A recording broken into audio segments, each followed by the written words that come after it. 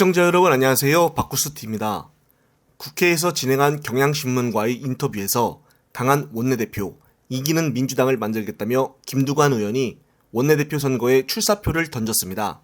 그러면서 김두관 의원은 윤 정부의 폭주를 막으려는 당원들이 저를 원내대표 선거로 불러냈다며 검찰 수사로 손발이 묶여있는 이재명 대표를 지키는 역할을 하겠다고 밝혔습니다. 정말 지지자들의 마음을 속 시원하게 긁어주는 말을 대신해서 해주고 있는데요. 이런 발언이 정말 참된 정치인의 모습이 아닐까 생각을 합니다. 특히나 지금보다 더 강한 원내 전략을 구사하겠다는 것인가라는 기자의 질문에는 김 의원은 윤의 검찰이 민주당을 침탈하는 한 세게 갈 수밖에 없다며 검찰은 김건희 도이치모터스 주가 조작에 깊이 개입한 정황이 드러나도 수사를 안 하고 있고 윤의 장모 최은순 씨의 양평 공흥지구 개발 특혜 의혹도 일절 손대지 않는다며 이런 것들을 야당이 문제 제기 안 하면은 누가 하겠냐라며 사이다 발언을 했습니다. 김두관 의원의 인터뷰 발언을 보게 되면 지지자들의 마음을 꿰뚫어 대변해 주는 것 같은데요. 그리고 김 의원은 개딸 등 팬덤 정치에 대해서 어떻게 생각하냐라는 질문에 팬덤 정치가 민주정치 본질이라고 해도 과언이 아니다라며 열성당원의 과도한 공격 부분에는 이 대표가 자제를 요청을 하여 어느 정도 정리가 됐으나 한편으론 지지층들을 역으로 공격하는데 팬덤을 활용하는 정치인도 있다라며 요즘 팬덤에 대해서 부정적이라며 자제시켜야 한다는 정치인들을 비판을 했습니다. 이런 점을 볼 때 이번에 원내대표 출마를 선언한 이현욱 의원의 최근 인터뷰 모습을 보면 놀라울 뿐인데요. 이현욱은 이재명 대표 체제를 지금은 인정을 하고 가야 한다고 말하며 이 대표를 우리가 몰아내는 듯한 모습으로 가버리면 이 대표를 지지하는 열성 지지자들을 오히려 놓치는 것이 아니냐는 우려가 있다라고 말을 서슴지 않게 했습니다. 예전과는 전혀 다른 말을 하고 있어서 정말 속마음을 알 수가 없는데요. 그리고 이번에 친낙계 핵심인 박가온 의원이 원내대표의 출마를 선언하여 민주당 당내를 긴장시키고 있습니다. 박가온은 최근 인터뷰에서 총선 승리에 대한 공통의 절박감이 있기 때문에 이 대표와 저의 호흡은 걱정하지 않는다라고 말을 했는데요. 그런데 예전 박가온 의원이 행동한 행태를 보면은 의심치가 않는 부분들이 많이 있습니다. 지난 대선 때 민주당 이재명 대통령 후보 공보단장을 맡았었는데 이 공보단장은 언론 보도에 대한 대응을 담당하는 매우 중요한 위치입니다.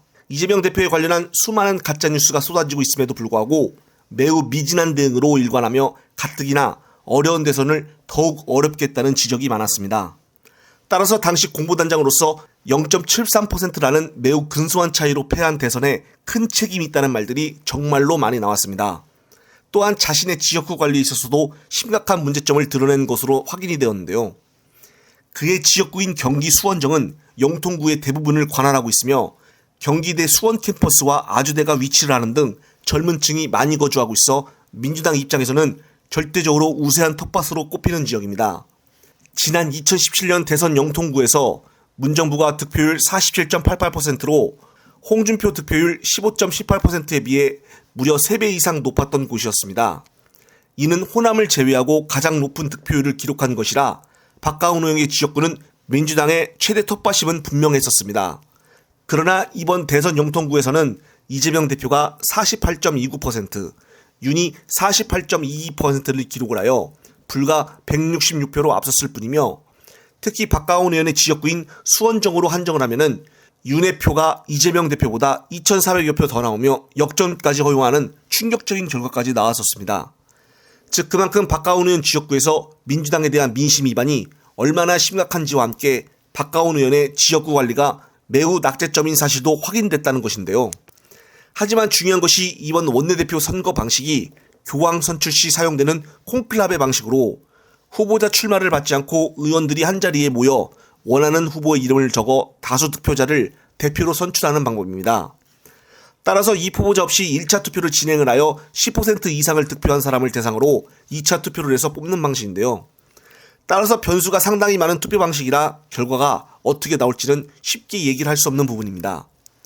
이번에 홍익표 의원도 출마를 선언하여 이재명 대표 측근에서 표가 갈릴 수도 있다는 이야기가 나오고 있어 결과가 어떻게 나올지에 대해서는 정말 끝까지 지켜볼 필요가 있다고 보여집니다. 참 궁금해집니다. 과연 누가 될지. 영상을 보신 구독자님들은 어떤 생각이 드시나요? 이번 영상은 여기까지입니다. 영상이 유익하셨다면 널리 공유될 수 있게 구독, 좋아요 꼭 눌러주십시오. 다음 영상 제작 시 큰 힘이 됩니다. 시청자 여러분, 시청해주셔서 감사합니다.